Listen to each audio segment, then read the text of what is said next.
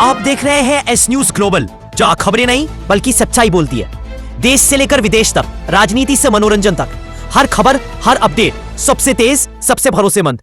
ये है आज की टॉप 24 ट्रेंडिंग खबरें सिर्फ एस न्यूज ग्लोबल पर। अगर आपको सच और तेज खबरें पसंद है तो चैनल को सब्सक्राइब करें, बेल आइकन दबाएं ताकि कोई बड़ी खबर आपसे छूट ना जाए। चलिए आज की टॉप ट्रेंडिंग खबर में नजर डालते हैं। बिहार विधानसभा चुनाव को लेकर राज्य में राजनीतिक हलचल तेज हो गई है। प्रधानमंत्री नरेंद्र मोदी 2 नवंबर को पटना में एक विशाल जनसभा को संबोधित करेंगे, जिसकी तैयारियां जोरों पर है। वहीं बारिश के कारण मुख्यमंत्री नीतीश कुमार की समस्तीपुर रैली रद्द करनी पड़ी, जिससे जेडीयू कार्यकर्ताओं में निराशा देखी गई।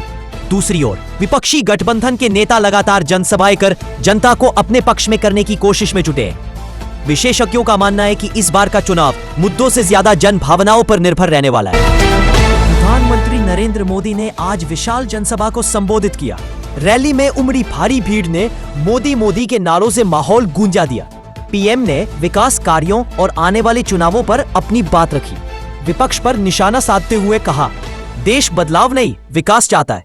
रैली के अंत में मोदी ने जनता से अपील की, एक बार फिर मजबूत सरकार बनाइए।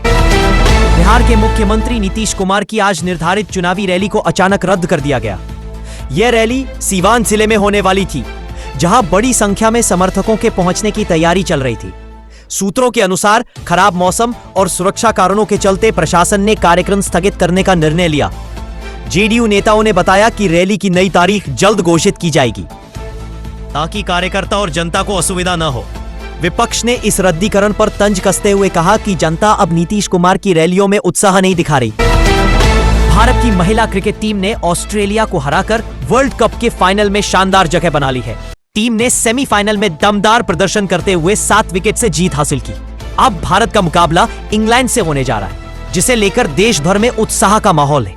कप्तान हरमनप्रीत कौर और बल्लेबाज स्मृति मंधाना के शानदार खेल की खूब सराहना हो रही है। अगर भारत ये मैच जीतता है तो ये महिला क्रिकेट इतिहास की सबसे बड़ी उपलब्धियों में से एक होगी। दिल्ली वालों के लिए एक बड़ी खबर है, मेट्रो से सफर करना अब महंगा हो गया है। Delhi metro rail corporation DMRC ने अपने किराए में बढ़ोतरी की घोषणा की है।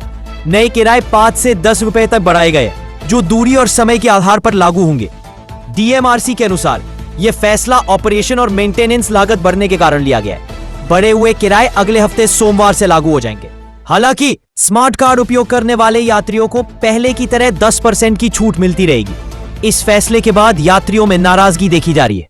कई लोगों का कहना है कि रोजाना आने जाने वालों पर इसका सीधा असर पड़ेगा।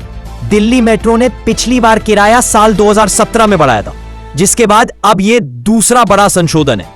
मेट्रो रोजाना लगभग 60 लाख यात्रियों को सेवा देती है। आपको क्या लगता है, बढ़ता किराया दिल्ली के लोगों के लिए मुश्किल बनेगा या ये जरूरी कदम है? कमेंट में अपनी राय जरूर दें। भारत और अमेरिका के बीच रिश्ते और मजबूत हो रहे हैं। दोनों देशों के बीच नए रक्षा समझौते पर सहमति बनी है, जिसका मकसद है सैन्य सहयोग को और बढ़ाना।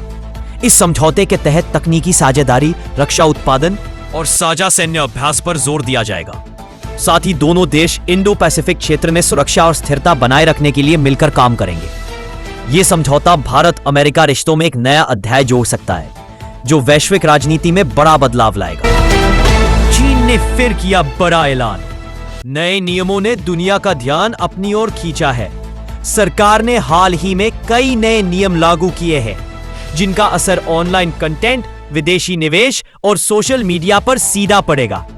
अब कंपनियों को अपने डेटा उपयोग और सुरक्षा से जुड़ी जानकारी सरकार के साथ साझा करनी होगी।